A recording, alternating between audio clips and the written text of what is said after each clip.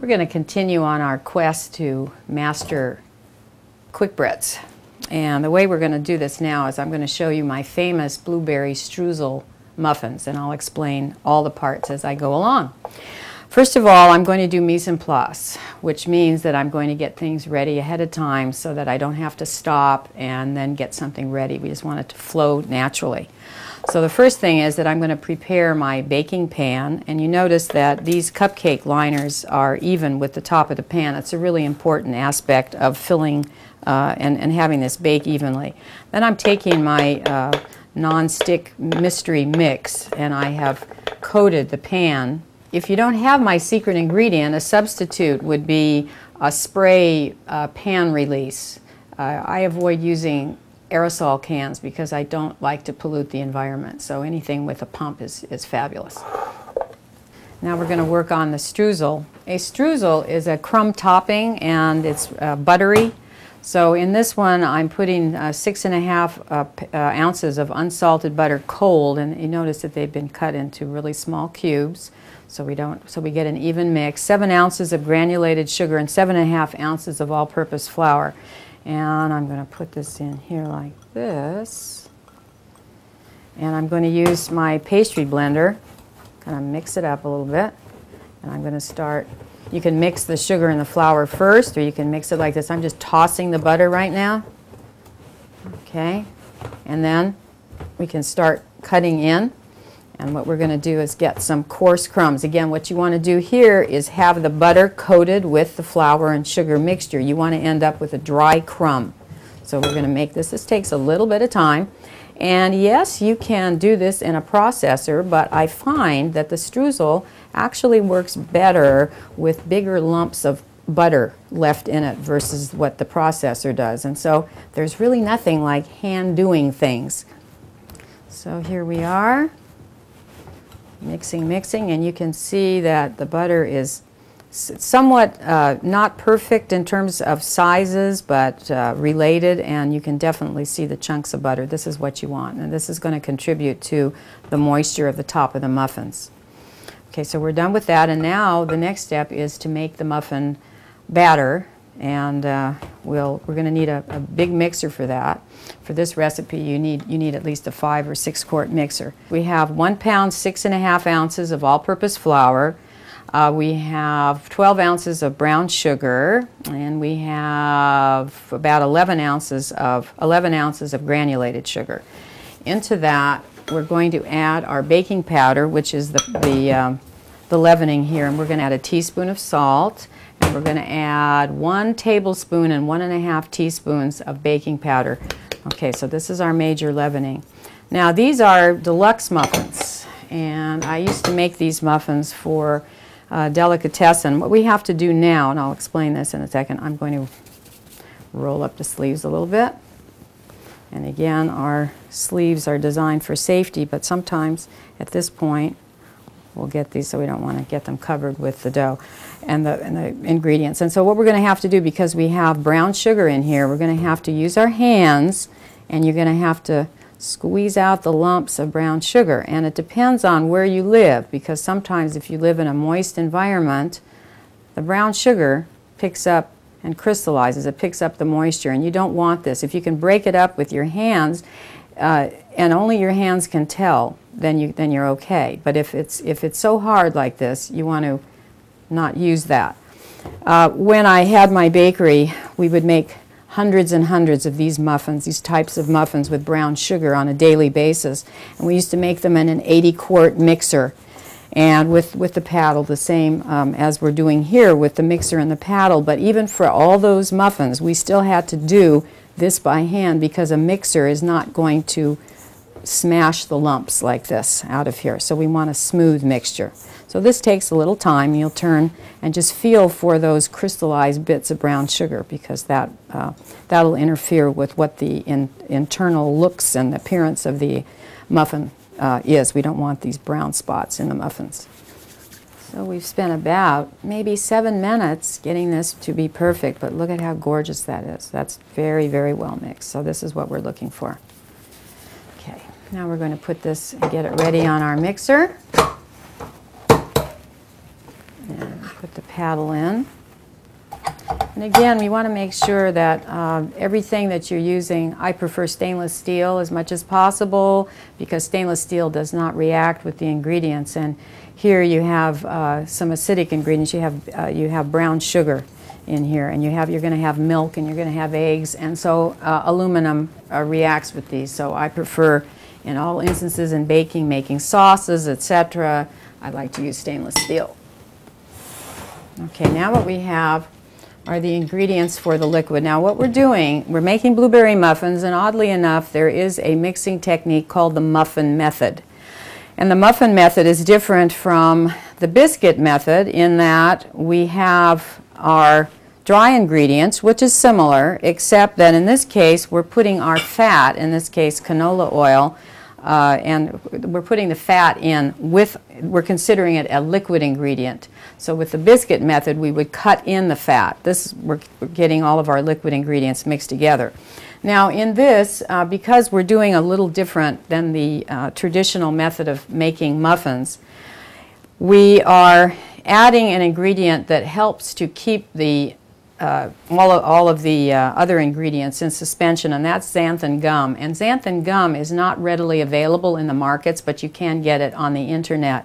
If you don't want to deal with that, again, I used to make these muffins and they were extra large. We used to make hundreds, and we needed an ingredient that kept all of the other ingredients stable until we finished, so we could put them in our gigantic oven. I use xanthan gum. Xanthan gum you can find in salad dressings as well, and certain milk products. So you don't have to use it for these, because what I have done is what I've had to do for I'll call it the home oven, is I've had to alter my original formula in terms of how I panned the sizes of the muffins. So if you don't want to use it, you can try it and maybe put 3 ounces of batter in each instead of 3.5, because I'm going to put 3.5 ounces. So at this point, what I've done with the xanthan gum has to soften. So you put it in your oil at least 30 minutes before you're ready to use the oil and xanthan gum. And we're going to mix this up because it does kind of go to the bottom. And then we have our 13 ounces of milk, and we have our 11.5 ounces of eggs here. And what I've done is I've beaten the eggs with a fork because they're much easier to beat before you put them in a master liquid mixture. So I'm going to stick this in. And we'll put all this together. So again, this is a big difference in the biscuit method to use to make scones or Irish soda bread or various types of biscuits, because we've put all of our liquid ingredients together. So then we're going to take our whisk here, again our stainless steel whisk, and we're going to mix this. Now I didn't use very much xanthan gum. It doesn't take much to work, but you can see how fast that's going into solution here like this, and part of that's due to the xanthan gum. Okay. Okay, now we're going to add this all at once.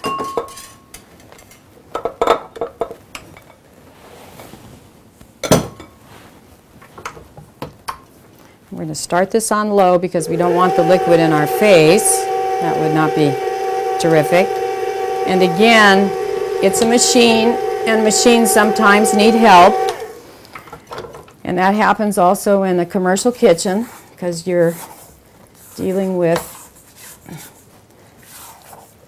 a deep bowl in this case. And we're just trying to fold some of the mixture, the mixture that has not been moistened. Now, most of the time, a muffin recipe will call for you to mix just until moist, which I'm going to do here.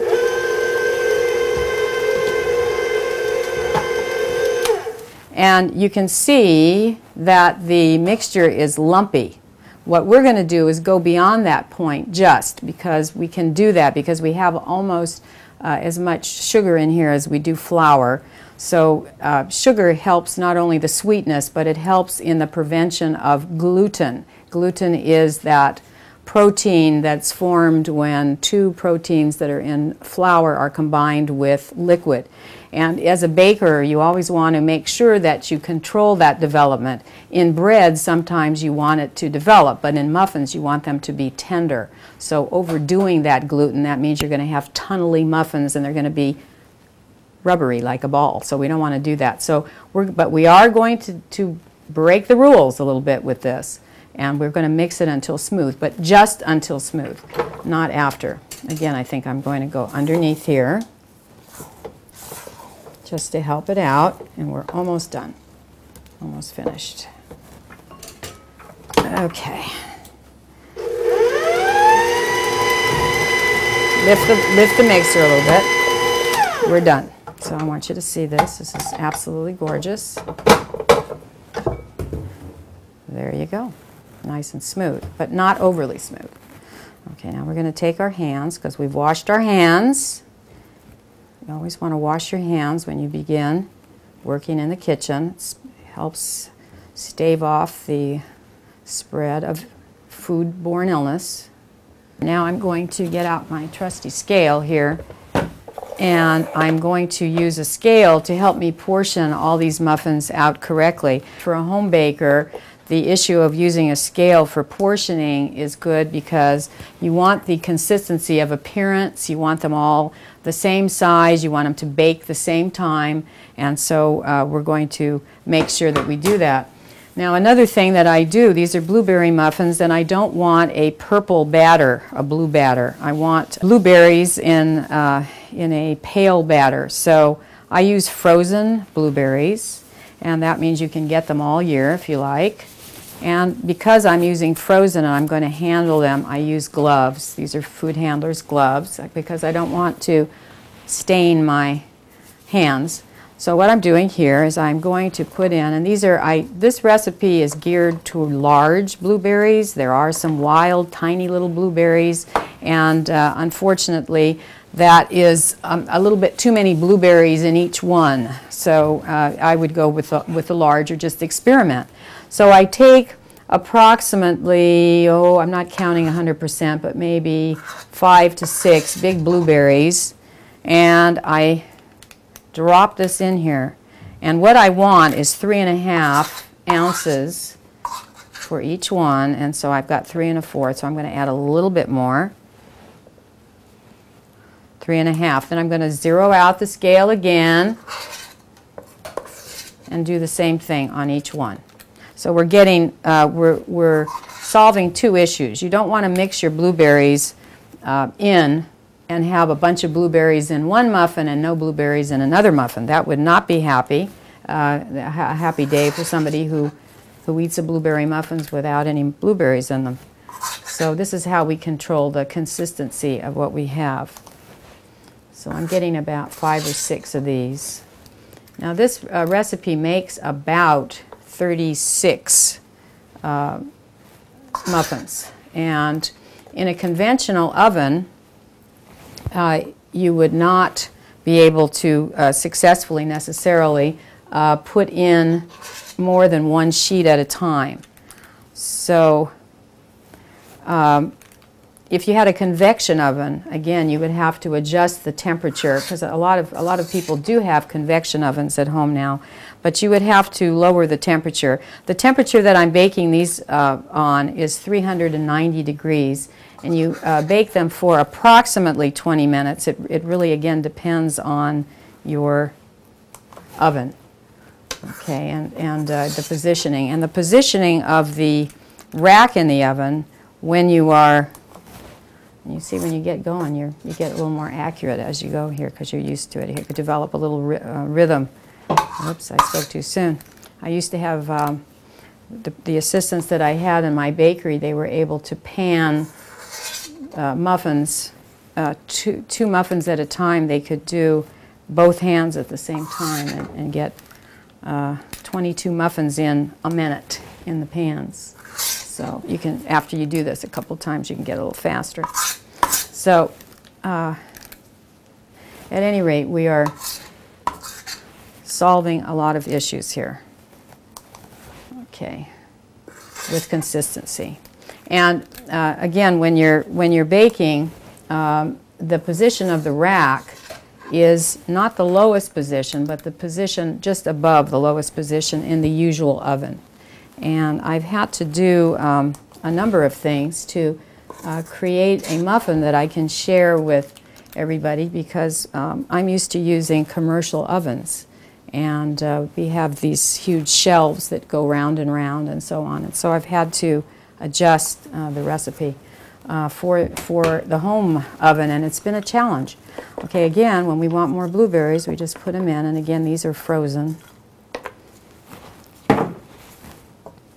And we're scooping approximately 6 as we go. Oops. Okay. So if you're off a little bit, you know, it doesn't require a tremendous effort to get them as close as you want them in terms of weight. Okay. They look delicious already.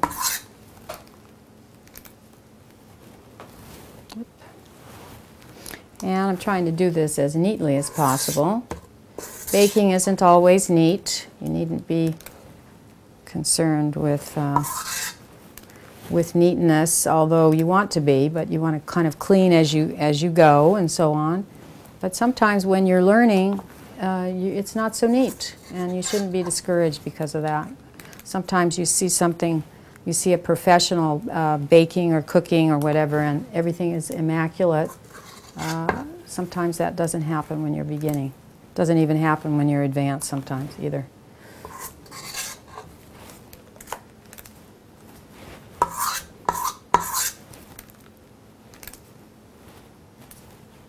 Oops.